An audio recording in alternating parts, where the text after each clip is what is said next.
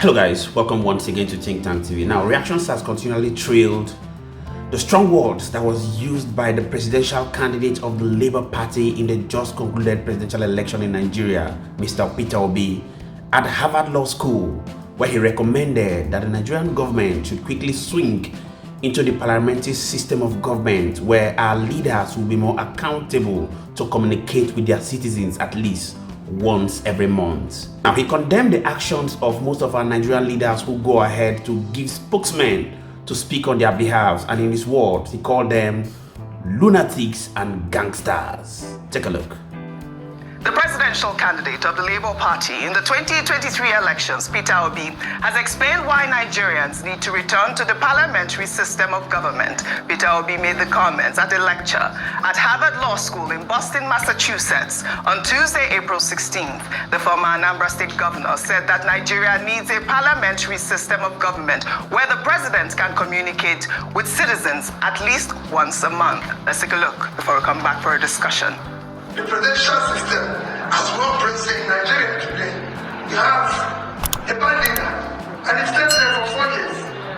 While you have a parliamentary system, we can move a motion of no confidence within 2 or 3 years.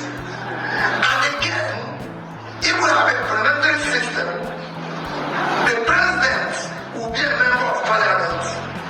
Today, if he elects me as president of Nigeria or governor, myself entirely from being answerable to the people. Just like a gang of lunatics talking rubbish every day. Well, if it's a parliamentary system, during the president's question time, he has to answer. He doesn't have to hire anybody to speak for him. A president in Nigeria can decide not to talk to anybody for 1 year.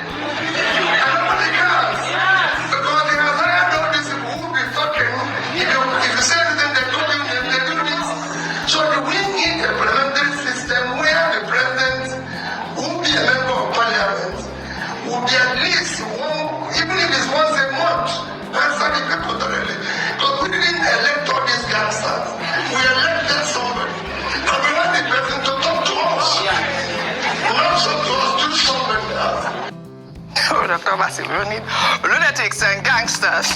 Go ahead. Over to you. Part of the attempt to find a solution to the crisis we have in our politics in Nigeria has been, interest groups, interested persons, politicians saying that perhaps we need to take another look at the system of government. And that's why recently there have been contributions as to whether it should be parliamentary, which we had in the First Republic, or we should stay with the presidential system of government. This was also one of the major issues during the 2014 National Political Conference. So it's not an issue that will go away. Some people even recommend a combination of both. Some people recommend a confederal system. However, to go straight to the point Mr. Peter Obi was making, he was saying that, look, simply, that a parliamentary system of government will make room for accountability. Because if you are, the prime minister, you'll be a member of parliament. You are just first among equals, as they have in the United Kingdom. Now, he talked about spokespersons, although he didn't name anybody.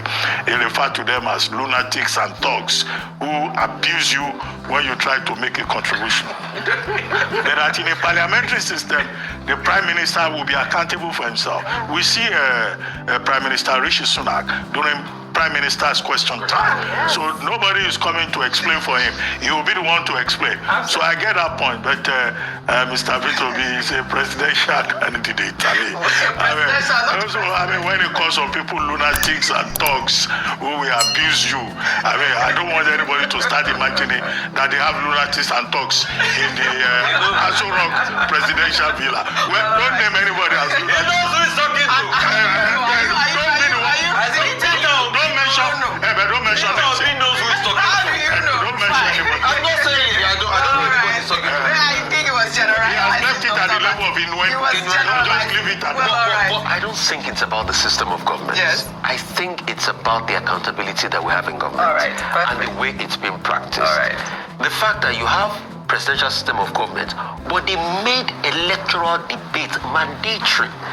Why is it that all the candidates, top candidates, did not debate, even including this current president, did not debate in the last presidential election, and we allowed him sail through? So we need to make presidential debate mandatory, and those conversations mandatory in the first place. So it's not about the system of government. That's another advice. Whatever We'll take system of another government story. is also about the human beings. Yes. All right. The average Nigerian is problematic. So are we going to import people from outer space? Well, Buhari said that it was easier to rule his cows. Let's see, another thing is that problematic if we have Nigerians. questions, let's hope the president or the prime minister will not allocate or assign responsibility to ministers. All right. The spirit of teamship. I love we it. can also have that as well. All right. Ask questions. Good debate. We'll All take the our final cabinet story. ministers will be members of parliament.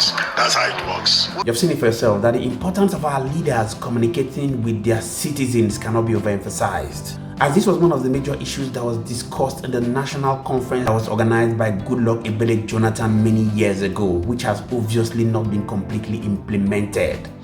When we talk about people coming out to criticize the government, it's very laughable how some other people think that those who constructively criticize the government are enemies of the state and those who do not mean well for the leadership or for the betterment of the country. But unfortunately, those people who condemn and criticize the actions of our leaders who misbehave obviously are those who are the people who mean well for the society. Because of course, like we keep saying on these our platforms, if we do not constructively criticize the actions of our leaders when they do wrong and appreciate them when they do good, obviously they would never be on their toes to give the people the dividends of democracy.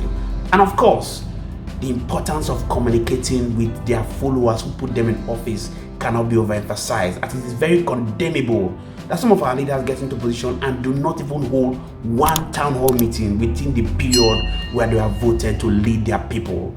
Here's a call to our leaders to do well to communicate properly with their followers who put them in office, because obviously they want to get a feedback from the representation which they have asked you to do. Please do well to intentionally hit the like button so that YouTube can recommend this video for more people to get to see.